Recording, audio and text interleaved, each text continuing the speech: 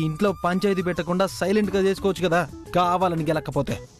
అయ్యా స్వామి, మేమేమీ కావాలని ఎవరిని గెలకలేదు ఇక్కడ. నేను సంపాదించే జీతంలో మా అమ్మ వాళ్ళకి సగం ఇవ్వాలని అనుకున్నాను.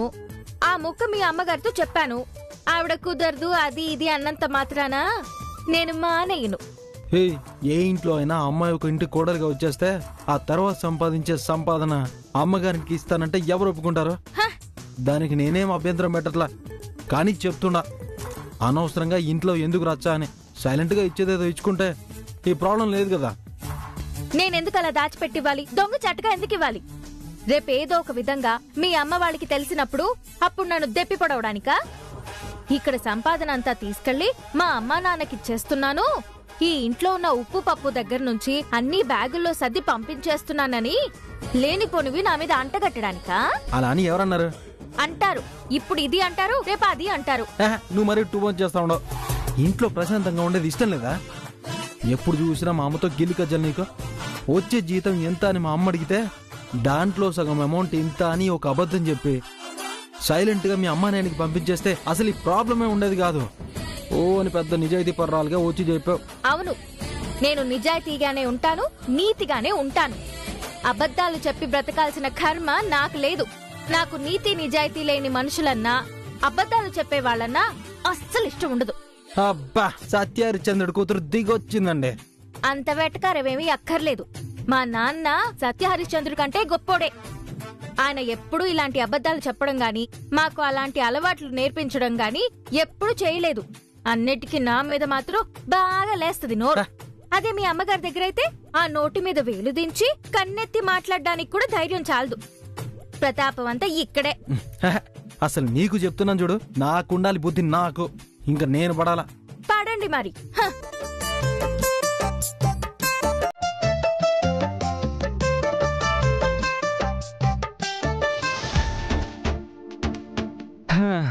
అబ్బబ్బబ్బబ్బబ్బా, ముందు పోయి చల్లగా సన్నీలతో స్నానం చేస్తే హాయిగా ఉంటదా. ముందు నేను పోయి స్నానం చేసి వస్తా, తర్వాత నువ్వు చేయి, సరేనా? ఆగండి, చన్నీళ్లతో స్నానం చేయడం ఏంటి? వేడి నీళ్ళు తీసుకొస్తాను, వేడి నీళ్ళతో చేద్దరు గాని. ఓయేమో, ఏం నీళ్ళా? అసలే ఎండకు మండిపోయి చెమటకు తడిసిపోయి ఉంటే ఇప్పుడు నువ్వు మళ్ళీ ఏం నీళ్ళు అంటావా? అదేం వద్దా, చల్లగా పోసుకుంటేనే బాగుంటది. అరే, వేడి నీళ్ళతో పోసుకుంటే ఒంటికి హాయిగా ఉంటుంది. ఏం వద్దు, ఉండు, నేను పోయి స్నానం చేసి వస్తా.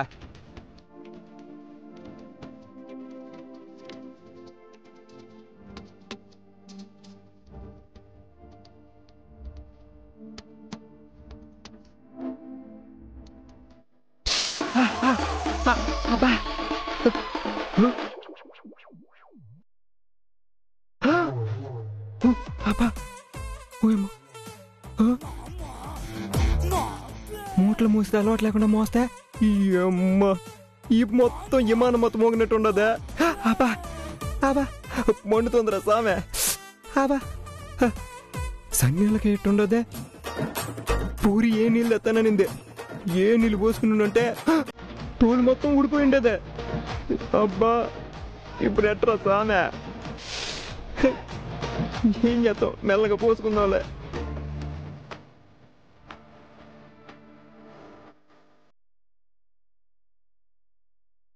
పాపం, నా కోసం ఇంత చేస్తున్నాడు. స్నానం చేయిస్తాను.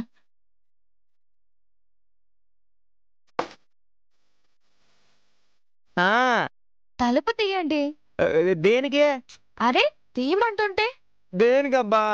పెళ్ళై ఇంటికొచ్చిన రోజు నుండి స్నానం చేస్తుంటే పెళ్ళానివి నువ్వుండి నా వీపు తోమాలా, తలంటి స్నానం చేయించాలా అని చెప్పి రోజు స్నానానికి వెళ్ళేటప్పుడల్లా పేచి పెట్టేవాడివి కదా. పాపం పోనీలే, ఈ రోజు నా మొగుడికి సేవ చేసుకుందాం అనిపించింది. వచ్చి వీపు రుద్దుతాను, మీకు అందదు కదా.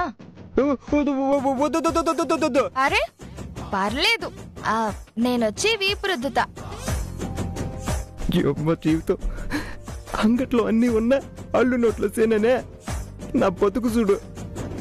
మనం అడుక్కున్నప్పుడేమో కరుణించలేదు గానే, ఇప్పుడు ఆఫరిస్తా ఉంటే మనం ఒప్పుకునే దానికిలే. ఇప్పుడు వీ పెట్టి అయిపోయిందని సూర్య చూసిందనుకో, మనం ఏం పని చేస్తున్నామో కూడా తెలిసిపోతుంది. ఇక ఆ తర్వాత నేను చదువుకోనా నువ్వు గుడ్లో పని చేయడానికి ఇల్లేదు అని ఎత్తది. హలో, ఏంటి వద్దబ్బా. ఏంటి నువ్వు అడిగినప్పుడు కాదన్నానని ఇప్పుడు రివెంజా? అటు కాదు గానీ వద్దులే. ఎందుకొద్దు? చూడు, అసలు నేను మంచోని కాదు, కొంచెం అలరి ఎక్కువ, సిల్లరదవను కూడా. ఆ తర్వాత ఏదో అయిపోతుంది. వద్దు. ఏం పర్లేదు, నిన్నెలా కంట్రోల్ చేయాలో నాకు తెలుసు. డోర్ తీయండి, వచ్చి వీపు రుద్దుతా. ఇదిగో చెప్పేదినో, నీ చదువు పూర్తయ్యేదాకా మనం ఇలాంటి ఈక్ పొజిషన్ లోకి రావద్దు ప్లీజ్. నన్ను నువ్వే ఈక్ చేసేటట్టున్నావే. అరే అదేం కాదులే, వచ్చి వీపుకి సబ్బేసి వెళ్తాను. పిచ్చి వేషాలు వేస్తే మాత్రం వీపు విమానం మోత మోగిస్తాను. ఏం వద్దబ్బా, నా ఈపు సంగతి నేను చూసుకుంటాను. నువ్వు ఉండి నేను వస్తా. అరే ఏంది నువ్వు? చెప్తున్నా కదా, నువ్వు గమ్మునే ఉండు, వస్తా ఉండా.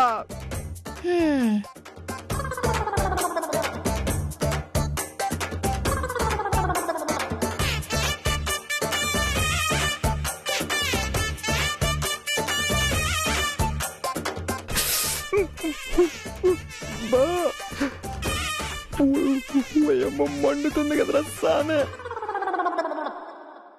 టవల్ వేసుకుని కవర్ చేసి కప్పుకుని పోవాలా, దానికంటికి కనపడకూడదు. అయిపోయిందా స్నానం? అయిపోయినదే. ఏంది కాకి స్నానం? ఇలా వెళ్ళి ఇలా వచ్చేసావు? అంతేలే, నువ్వు పోబ్బా, నువ్వు పోయి స్నానం చేయి.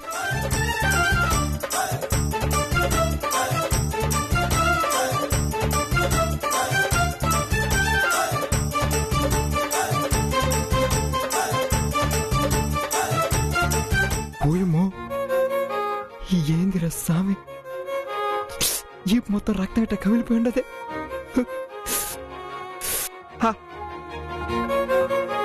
సర్లే, కొన్నాళ్ళకంతా అలవాటు పడుతుంది.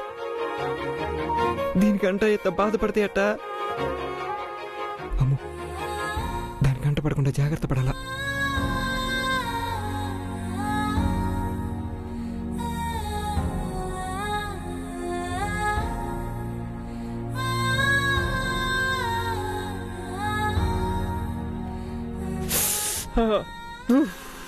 అమ్మా,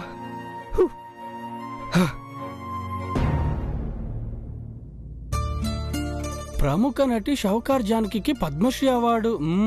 Google CEO Sundaram Pichaiah Padma Bhushan award. అబ్బో, ఏంటి బావగారు ఎప్పటిదో పాత న్యూస్ ఇప్పుడు చదువుతున్నట్టున్నారు? మన బతుకి కొత్త న్యూస్ పేపర్ చదివే అదృష్టం ఏడుండదమ్మా. ఇందాక పాత పేపర్ రోడ్ వస్తే వాడి దగ్గర ఈ పేపర్ లాక్కొని ఏడ కూర్చొని తిరగేస్తాడ. ఇది పాత న్యూస్ పేపరే గాని మనకు కొత్తలే. మనం ఎప్పుడు పేపర్ కొనుక్కొని చదివాం. లకా మే లకా, కాఫీ అడిగి గంట అయింది మే. చదివిన పాత పేపర్ గంట నుంచి చదువుతున్నా, కానీ కాఫీ మాత్రం రాలా. మే లకా. బావగారు, లక్కమాంబ అక్క కిచెన్ లో బాగా బిజీగా ఉంది. పొద్దున్నే అందరికీ టిఫిన్లు, మాకు లంచ్ బాక్స్ రెడీ చేయడానికి కుస్తీ పడుతోంది. పాపం, మా వల్ల అక్కకి శ్రమ. ఉండండి బావగారు, నేను వెళ్ళి కాఫీ పట్టుకొస్తాను. అయ్యో పర్లేదమ్మా, నువ్వు ఆగు. పర్లేదు బావగారు, నేను వెళ్ళి తీసుకొస్తాను. పర్వాలేదు, మరదల పిల్ల మనం మర్యాదగానే చూసుకుంటాండది. మన కోసం కాఫీ తెచ్చేదానికి పోయింది అదే. మనం ఈ బట్టలన్నీ ఆరేద్దాం.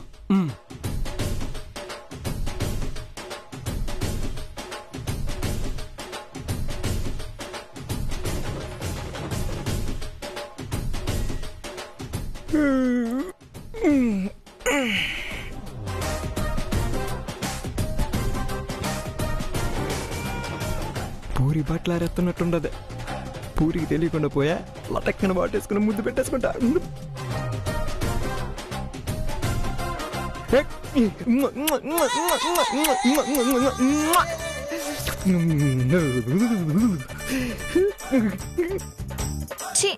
ఏంటిది? పాడు. ఏంటి పనులు? ఇది పాడు పని కాదు. నిద్రలేయంగానే బెడ్ మీద నీకోసం చూసినా నువ్వేమో లేవా, కింద బిర్యానీ లేసిపోయినావు.